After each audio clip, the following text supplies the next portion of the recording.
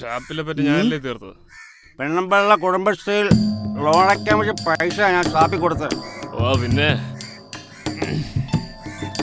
അപ്പൊ പൈസ കൊടുത്താ ഞാൻ വെറും പറയടാ മാറി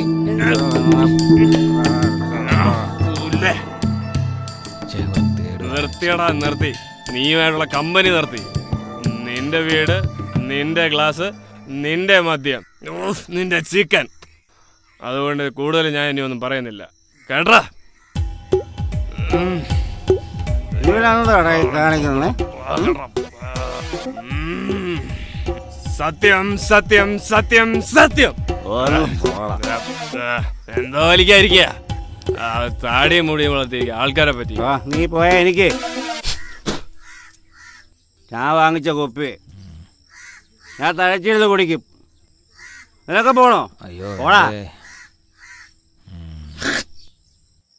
മറ്റവെണ്ണം മേടിച്ച് കുടിച്ചിട്ട് എന്നെ കുറ്റം പറഞ്ഞു. പാട്ടി അവിടെ പോവാ. ഓ വീണെന്ന് തോന്നുന്നു. എന്നാ പിന്നെ ഞാനങ്ങ് അടിച്ചേക്കാം.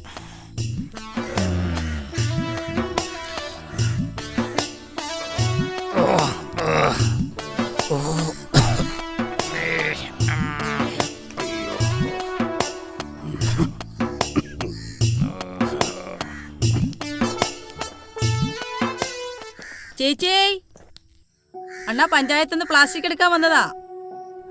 പ്ലാസ്റ്റിക്? ആ പ്ലാസ്റ്റിക് ആ കൊണ്ടുപോയിക്കോളൂ. അതിൻ്റെ കാശ് എത്ര ചെയ്യുന്ന നേരം വൈകിട്ടൊരു പൈൻറ്റ് വാങ്ങാമല്ലോ.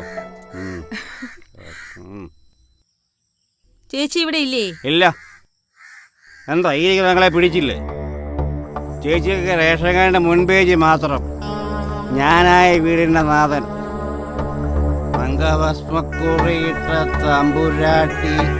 നീ കേറി വാ മോളെ. നമുക്ക് അല്പം കൊച്ചുവർത്തനൊക്കെ പറഞ്ഞിരിക്കായി. അയ്യോ സ്വാമി, അയ്യോ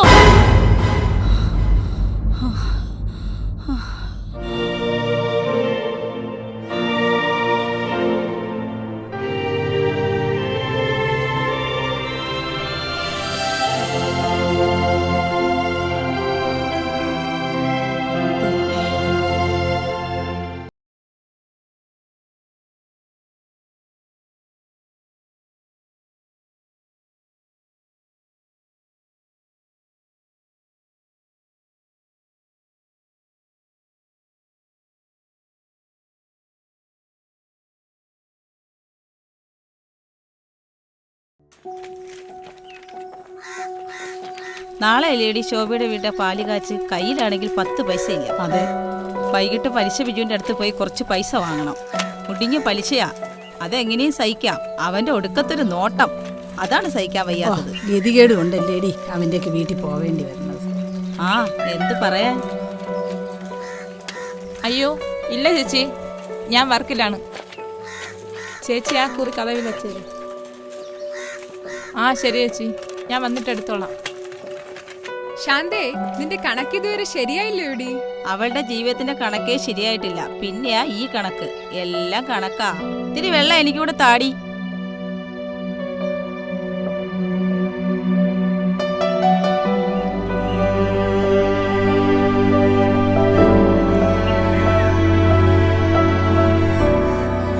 രാവിലെ വീട്ടിൽ ഇറങ്ങിയതല്ലേ? ആ പോട്ടെ. എന്തു പറ്റി? പണിയായിന്ന് തോന്നുന്നേ. എന്താടി വിശേഷം? വല്ലതും ആയോ? അതൊന്നുമല്ല, പീരീസായതാ. അത് ശരി. ചെറിയൊരു സംശയം ഉണ്ടായതുകൊണ്ടൊരു കരുതലെടുത്തു. പക്ഷേ എന്തോന്ന് പക്ഷേ? ദേ അങ്ങോട്ടല്ലേ, അവിടെ ഒരു ബാത്റൂം ഉണ്ട്, അങ്ങോട്ട് പോയേ നീ.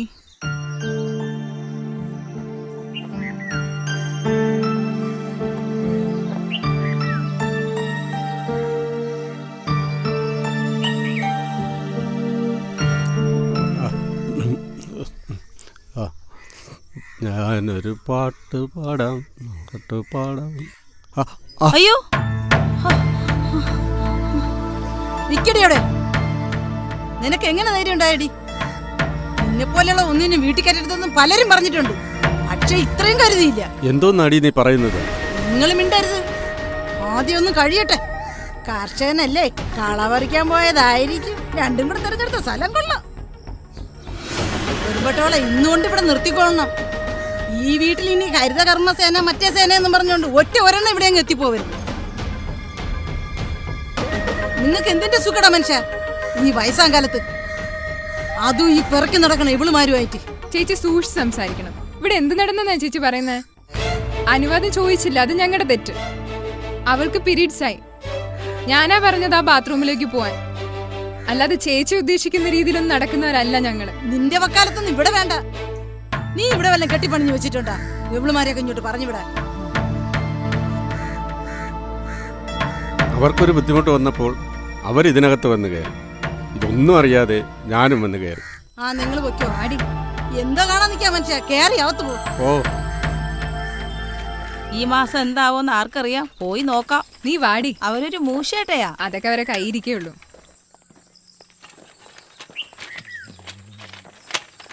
അയ്യോ എനിക്ക് വയ്യ വിളിക്കാൻ. ആ എന്നാ ഞാൻ തന്നെ അടിക്കാം. ദൈവമേ,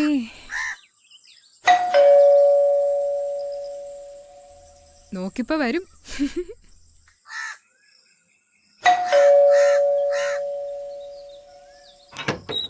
നട തുറന്നടി. ചേച്ചി ഞങ്ങൾ പ്ലാസ്റ്റിക് എടുക്കാൻ വന്നതാ. പ്ലാസ്റ്റിക് എവിടോട്ടെങ്കിലും പോവാൻ ഇറങ്ങുമ്പോ അപശകനം പോലെ മുന്നിൽ വന്ന് നിന്നോളും. പോയിട്ട് പിന്നെ വാ. ആ സന്തോഷായി.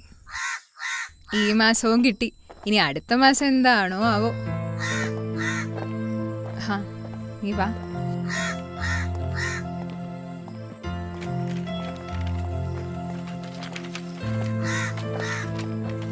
ദേ നോക്കടി, വേസ്റ്റ് ഇടുന്നുണ്ടോ? സാർ എന്ത് പണിയായി കാണിക്കുന്നേ? എന്നാ പിന്നെ ഞാൻ തലേ ചുമന്ന് അങ്ങ് ദൂരെ കൊണ്ട് കളയാം. അല്ല പിന്നെ സാറിന്റെ വീടിനെ വേസ്റ്റ് കളയാനാണോ സർക്കാർ റോഡ്? സാർ ദൂരെ ഒന്നും കൊണ്ട് കളയണ്ട, ഒരു ചാക്കിലാക്കി ഇവിടെ വെച്ചിരുന്നാ മതി. ഞങ്ങൾ ഒന്ന് കൊണ്ടുപോയിക്കോളാം. പിന്നെ എനിക്കതല്ലേ ജോലി. നീ കൊണ്ടുവന്ന് കേസ് കൊടു. കേസ് കൊടുക്ക് സാർ. സാറിന്റെ പ്രകടനങ്ങളൊക്കെ തന്നെ ഞങ്ങൾ ഫോണിൽ പകർത്തിയിട്ടുണ്ട്. ഒന്ന് പോടി പേടിപ്പിക്കാതെ. ഇവരോടൊന്നും പറഞ്ഞിട്ട് ഒരു കാര്യമില്ല. നമുക്ക് പഞ്ചായത്തിൽ റിപ്പോർട്ട് ചെയ്യാം. അയാളിട്ട വേസ്റ്റ് അല്ലേ, അയാളെ കൊണ്ടേ നമുക്ക് അടുപ്പിക്കാം. വാടി നമുക്ക് പോകാം.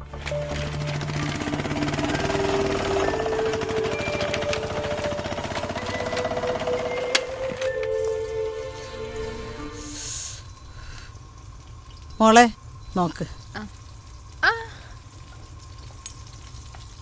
ഇത്തിരി മസാല ഇടും.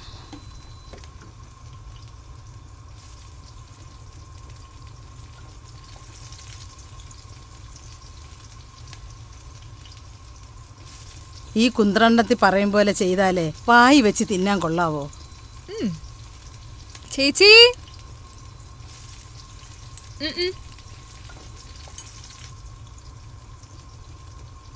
ഓ എവരായിരുന്ന ചേച്ചി കുടിക്കാൻ അല്പം വെള്ളം തരാമോ? സകലമാന വൃത്തിയോടും പറക്കി നടക്കുന്ന പെണ്ണുങ്ങളാ. വെള്ളം കൊടുത്ത ആ ഗ്ലാസ് കൈകൊണ്ട് തൊട്ട ഇല്ലാത്ത അസുഖവും വരും. ആ കുപ്പി അങ്ങോട്ട് വെക്ക്, ഒഴിച്ചു തരാം. കൊണ്ടുവന്ന് തീർന്നു പോയി ചേച്ചി. ആ പ്ലാസ്റ്റിക് നിറച്ച കവർ അവിടെ ഇരിപ്പുണ്ട്.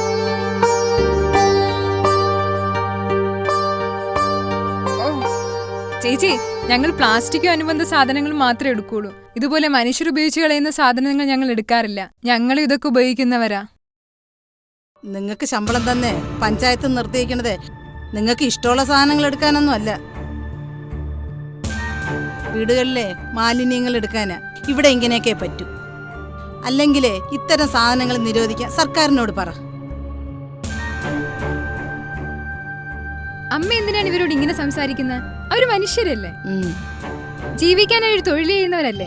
അതോടൊപ്പം പ്രകൃതിക്ക് ഒരു സംരക്ഷണം ആവുന്നില്ലേ? ഏത് തൊഴിലിനും അതിൻ്റെതായ ഒരു അന്തസ്സുണ്ട്. ഞങ്ങൾ നഴ്സുമാർ ഹോസ്പിറ്റലിൽ വരുന്ന രോഗിയുടെ ജാതിയോ മതമോ നിറമോ ഒന്നും നോക്കാറില്ല. ഇവരെയൊക്കെയാണ് നമ്മൾ ചേർത്ത് പിടിക്കേണ്ടത്. നമ്മൾ വലിച്ചെറിയുന്നത് പറക്കിക്കൊണ്ടുപോകാനും ആൾക്കാരില്ലേ? നിങ്ങളെപ്പോലെയുള്ളവരെയാണ് ഈ നാടിന് ആവശ്യം. നിങ്ങളുടെ തൊഴിലിനെ ഈ നാട് അംഗീകരിക്കുന്ന ഒരു ദിവസം വരും. നിങ്ങളെ എൻ്റെ അറിവില്ലായ്മ കൊണ്ട് പറഞ്ഞു പോയതാ. എൻ്റെ മോളും ഒരു ജോലി ഇരിക്കണ കാര്യം ഞാൻ ഓർത്തില്ല. എന്നോട് ക്ഷമിക്കണം.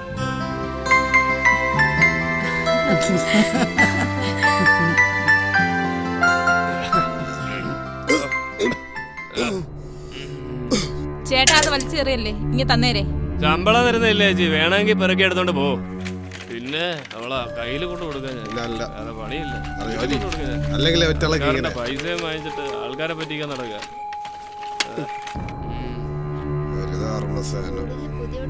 രാവിലെ ഇറങ്ങിക്കോളും. ബാക്കിയുള്ളവർ അതൊക്കെ അവിടെ കയ്യിൽ വെച്ചാൽ മതി, നമ്മൾ മൈൻഡ് ചെയ്യാൻ പോണ്ട. അവൻ എൻ്റെ അടുത്ത് കളിക്കാൻ വന്നാലേ സീനാവും. അമ്മേ അമ്മേ അമ്മ ഈ ജോലിക്ക് പോണ്ട അമ്മേ. ഈ ജോലി ചെയ്യുന്നവർ ആർക്കും ഇഷ്ടമല്ല. സ്കൂളിൽ പോലും കൂട്ടുകാരെ കളിയാക്കുക അമ്മേ. അമ്മയും കൂട്ടുകാരികളും ഈ ജോലി ചെയ്യുന്നത് ഈ നാടിന്റെ നല്ലതിന് വേണ്ടിയല്ലേ. ഇങ്ങനെ ജോലി ചെയ്യുമ്പോൾ അതിന് മാന്യമായി പൈസയും കിട്ടും. ക്ലാസ്സിൽ ടീച്ചർ വഴക്ക് പറഞ്ഞാൽ മോള് പഠിത്തം നിർത്തുമോ? നമ്മളൊരു ജോലി ചെയ്യുമ്പോൾ അത് ഇഷ്ടപ്പെടുന്നവരും ഇഷ്ടപ്പെടാത്തവരും ഉണ്ടാവും. ആരൊക്കെ എന്തൊക്കെ പറഞ്ഞാലും അമ്മയും കൂട്ടരെ ഇഷ്ടപ്പെടുന്ന ഒരുപാട് പേരുണ്ട് ഈ നാട്ടിൽ. അതുകൊണ്ട് മോള് സങ്കടപ്പെടുമൊന്നും വേണ്ട.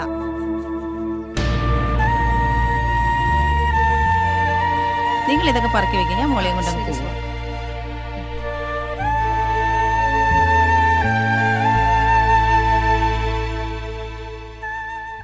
നമ്മുടെ ഹരിതകർമ്മസേനയുടെ പ്രവർത്തനങ്ങൾ നല്ല രീതിയിൽ നമ്മുടെ പഞ്ചായത്തിൽ നടന്നു വരികയാണ്. നമ്മുടെ എല്ലാ വീടുകളിലും നമ്മൾ കൃത്യമായി നമ്മുടെ ഹരിതകർമ്മസേന പോവുകയും യൂസർ ഫീ പിരിക്കുകയും ഒക്കെ ചെയ്യുന്നതിൽ ഏറ്റവും മികവുറ്റ പഞ്ചായത്തായിട്ട് നമ്മുടെ പഞ്ചായത്ത് വന്നുകൊണ്ടിരിക്കുകയാണ്. ആ പ്രവർത്തനങ്ങളായതിനെ കൃത്യമായി മോണിറ്റർ ചെയ്യുകയും ആ മോണിറ്റർ ചെയ്തതിൻ്റെ അടിസ്ഥാനത്തിൽ വലിയ മികച്ച തരത്തിലാണ് കേരളത്തിൽ നമുക്ക് നമ്മളുടെ പഞ്ചായത്തിലെ ഹരിതകർമ്മസേനയ്ക്ക് പ്രവർത്തിക്കാൻ കഴിയുന്നുള്ളതാണ് നമുക്ക് മനസ്സിലാക്കിയിരിക്കുന്നത്. അതിൻ്റെ അടിസ്ഥാനത്തിൽ നിരവധി അവാർഡുകളാണ് നമുക്ക് കിട്ടിയത്. ബഹുമാന്യായ നമ്മളുടെ MLA ഇവിടെ വന്നിട്ടുണ്ട്. MLA നമ്മൾ പ്രത്യേകമായി സ്വാഗതം ചെയ്യുകയാണ്. നമ്മുടെ ഹരിതകർമ്മസേനയുടെ പ്രവർത്തനത്തിൻ്റെ ഭാഗമായി നമ്മൾ വീടുകളിൽ കളക്ഷന് വേണ്ടി പോയ സമയത്ത് നമ്മളുടെ ഹരിതകർമ്മസേനയുടെ 30 പേരിൽ ഒരാളായിട്ടുള്ള സുശീലക്ക് അവർ വീടുകളിൽ നിന്ന് പ്ലാസ്റ്റിക് അടക്കം തരുന്ന സമയത്ത് അവരറിയാതെ തന്നെ ഒരു സ്വർണ്ണ മാല ഇവിടെ വരികയുണ്ട്. നമ്മളുടെ MCFൽ നമ്മളുടെ ഹരിതകർമ്മസേനക്കാർ തിരിഞ്ഞുകൊണ്ടിരിക്കുമ്പോഴാണ് ഈ മാല കണ്ടെത്തുന്നത്. അവിടെ നമ്മുടെ പ്രിയപ്പെട്ട സുശീല ആ മാല പ്രസിഡന്റിനെ കൊണ്ട് തരികയും നമ്മൾ യഥാർത്ഥ ഉടമയ്ക്ക് അവരെ അറിയിക്കുകയും അവർ വന്നിട്ട് ആ മാല അവർക്ക് കൊടുക്കുകയും ചെയ്തു. ഒരു വ്യക്തിയെ സംബന്ധിച്ചിടത്തോളം അവരുടെ സത്യസന്ധത എത്രമാത്രം ഉണ്ടെന്നുള്ളതിന് തെളിവാണ് നമ്മളുടെ സുശീലയിൽ നിന്ന് നമുക്ക് മനസ്സിലാവും. എല്ലാവർക്കും നമസ്കാരം. സാധാരണ ഉദ്ഘാടന പരിപാടികളൊക്കെ വരുമ്പം ആദ്യം ആ ചടങ്ങ് നിർവഹിച്ചതിന് ശേഷമായിരിക്കും ഞാൻ സംസാരിക്കുന്നത്. എന്നാൽ ഇന്നത്തെ ഈ പരിപാടിയുടെ പ്രത്യേകത വെച്ചുകൊണ്ട് ഈ പരിപാടിയുടെ പ്രാധാന്യവും അതിൻ്റെ ഒരു മഹത്വവും കണക്കിലാക്കിക്കൊണ്ട് ആദ്യം സംസാരിച്ചതിന് ശേഷം നമുക്ക് ആദരിക്കൽ ചടങ്ങിലേക്ക് കടക്കാമെന്നാണ് ആഗ്രഹിക്കുന്നത്. ഞാൻ എപ്പോഴും പറയാറുണ്ട്, നമുക്ക് സാധാരണ അറിയാവുന്ന സേനകൾ ആർമി, എയർഫോഴ്സ്, നേവിയൊക്കെയാണല്ലേ. എന്നാൽ ഇന്ന് കേരളത്തിൻ്റെ അക്ഷരാർത്ഥത്തിൽ ഹരിതാഭമാക്കുന്നതിന്, മാലിന്യമുക്ത നവകേരളം സൃഷ്ടിക്കുന്നതിനൊക്കെ വേണ്ടിയിട്ടൊരു പുതിയ സേന തന്നെ ഇന്ന് രൂപീകരിക്കപ്പെട്ടിട്ടുണ്ട്. അഭിമാനത്തോടെ ഒട്ടനവധി സഹോദരിമാർ, അവർക്ക് കുറേ ജീവിത ക്ലേശങ്ങളൊക്കെ ഉണ്ടാവും, പക്ഷേ അവർ ചെയ്യുന്ന തൊഴിൽ അങ്ങേയറ്റം ആത്മാർത്ഥതയോടെ അഭിമാനത്തോടെയാണ് അവരവരുടെ ആ ഒരു ഗൗണിട്ട് ഈ ജോലിക്ക് വരുമ്പോൾ നമ്മൾക്കൊക്കെ കാണുമ്പോൾ തന്നെ വലിയ അഭിമാനവും സന്തോഷമാണ് തോന്നുന്നത്. ഇവിടെ നമ്മുടെ പഞ്ചായത്തിൽ വന്നിരിക്കുന്ന ഏറ്റവും സന്തോഷകരമായ കാര്യം, നമ്മുടെ ഹരിതകർമ്മസേനയുടെ ഒപ്പമുള്ള സുശീല, ഹരിതകർമ്മസേനയിലെ സുശീല തൻ്റെ ജോലിക്കിടയിൽ, നമ്മുടെ ജോലി എന്ന് വെച്ചാൽ പ്ലാസ്റ്റിക് മറ്റ് മാലിന്യങ്ങൾ വേർതിരിച്ചെടുക്കുക, എന്നിട്ടത് സ്റ്റോർ ചെയ്യുക അല്ലേ, അത്രയും ക്ലേശകരമായൊരു ജോലിയാണ് ചെയ്യുന്നത്. വീടുകളിൽ ചെല്ലുമ്പോൾ എപ്പോഴും നല്ല അനുഭവമൊന്നും ആയിരിക്കത്തില്ല എന്ന് എനിക്കറിയാം. മോശാനുഭവങ്ങൾ ധാരാളം വരുമെന്ന് പൊതുപ്രവർത്തക എന്ന നിലയിൽ എനിക്കും അറിയാം. അപ്പോൾ ആ തിക്താനുഭവങ്ങൾക്കിടയിലും അപ്രതീക്ഷിതമായി വീണ് കിട്ടിയത് നോക്കിയപ്പോൾ ഒരു സൗഭാഗ്യമാണ് 5.5 പൗണ്ട് മാല. എന്നാൽ അത് തൻ്റെ പക്കലിരിക്കട്ടെ എന്ന് വിചാരിക്കാതെ കൃത്യമായി അതിൻ്റെ ഉടമയെ കണ്ടെത്തി തിരിച്ചു കൊടുക്കാനുള്ളൊരു മനസ്സുണ്ടല്ലോ, അത് ഹരിതകർമ്മസേനയുടെ, കേരളത്തിലെ ഹരിതകർമ്മസേനയുടെ ഐഡൻറ്റിറ്റിക്കും സത്യസന്ധതയ്ക്കുമുള്ള തെളിവാണ് എന്ന് നമുക്ക് പറയാൻ കഴിയും. അവിടെ മാതൃകയായിട്ടാണ് നമ്മുടെ സുശീല മാറുന്നത്. ഇത് കേവലമായ ഒരു സുശീലയുടെ മാത്രം അനുഭവമൊന്നുമല്ല. ഇതുപോലെ ഒരുപാട് സുശീലമാർ, ഒരുപാട് സത്യസന്ധമായി ജോലി ചെയ്യുന്ന സഹോദരിമാർ നമ്മുടെ ഹരിതകർമ്മസേനയിലുണ്ട്.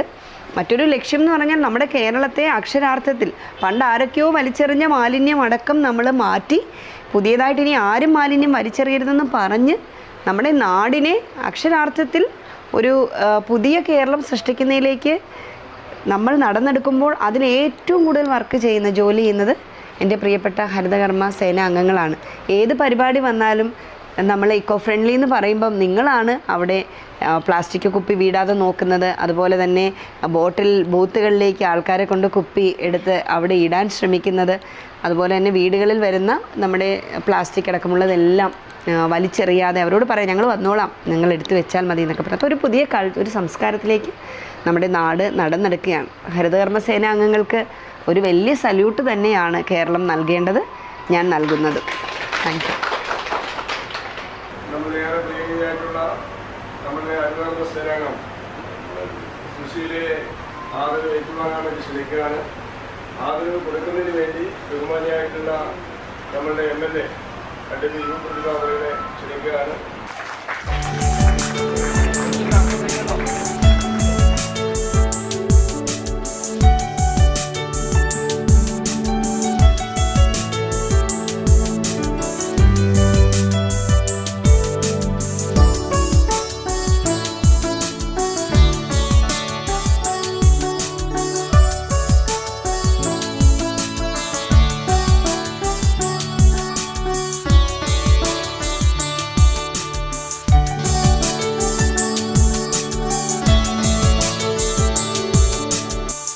വേദിയിലും സദസ്സിലുമുള്ള സ്നേഹം നിറഞ്ഞത്, എനിക്കിങ്ങനെ ഒരു അവാർഡ്